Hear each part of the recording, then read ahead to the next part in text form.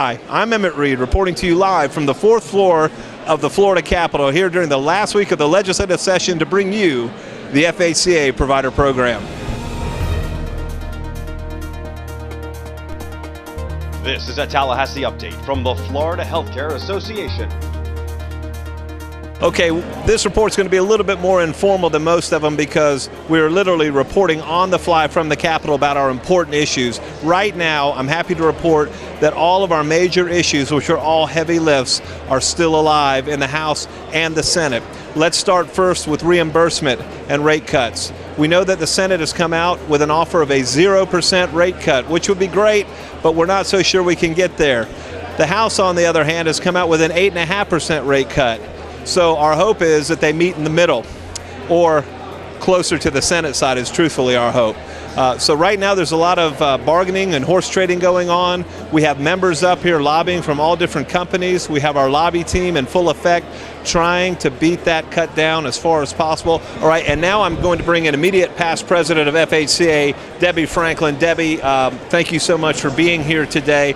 Debbie drove in late last night after we had a call to action for members to come up to the legislature during the last week of session. Debbie, we got some news from the federal government last night, and I just want you to talk a little bit about how that relates to the importance of a successful Florida legislative session.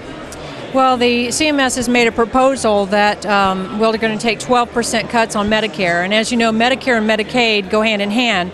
We need both of those to balance to give the good care. And it is so important. We're fighting tort reform. We're fighting for our reimbursement and some important bills that we have up here that we need to get through so we can continue to give the good quality of care. This is my 26th year of doing this. And I recall from 26 years ago where we were at, the funding we received, we did the best we could. I see where we have come with the proper funding because funding and quality goes hand in hand. It's so important.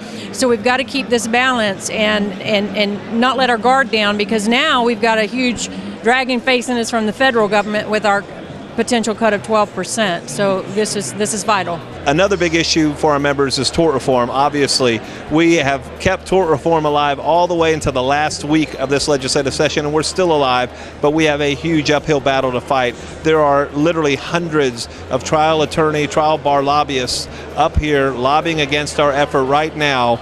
They want to keep those predatory lawsuits. They want to keep dragging CNAs away from the bedside to care for our residents, and they want to put them in depositions and predatory lawsuits, and obviously we're not in favor of that.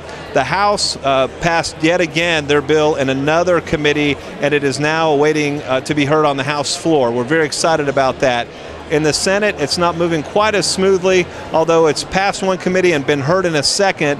We are trying to figure out the best politically feasible way to move the bill and hopefully get it both heard on the House and Senate floor, and maybe, just maybe, we can get tort reform this year. This is the closest we've been since 1202, and it's very exciting, but it's going to take you all emailing and calling your lawmakers to let them know how important that is to you. I'm with Ben Cartenuto from Levy.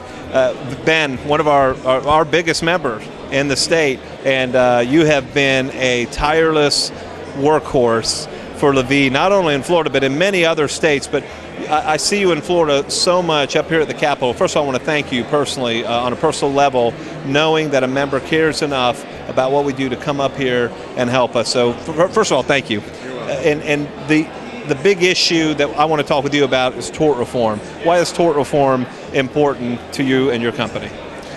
Our company is spending close to $30 million a year on litigation and settlements. It's a huge expenditure, especially in view of all the cuts that we continue to get. And many of the cases aren't cases that warrant that kind of litigation. So we're very concerned that tort reform would continue to negatively impact our company. We're not talking about negligent issues. We're talking about issues that really don't fall in that realm. And last but not least is our regulatory bill, which has had a very shaky past in that last year we were able to get the bill passed. It had some language on it that we did not put in there that was ultimately vetoed. by then Governor Christ, and so we brought it back this year. It's moving again. Right now it's on the House floor waiting to be heard, which is very exciting. It's slowly moving through the Senate. Right now it's got a ton of amendments on the regulatory bill on the Senate side. Hopefully those amendments will be put to the wayside, and this good bill that will help our members avoid duplicative regulations and duplicative inspections will pass. We have 1 week left. This is where the rubber meets the road. We need you to please keep emailing your lawmakers, keep calling your lawmakers, and let them know about the issues that are important to us. You can update yourself on FHCA.org in our advocacy section. Please finish strong. We worked very hard since the last day of session last year, the day after we started planning for this week, the last week of session this year in 2011, one of the toughest sessions in the history of Florida, and we have a chance to have a very successful session, but we can't do it without you. For the Provider Program in the 2011 session, I'm Emmett Reed, keeping you informed about the critical issues that matter to long-term care.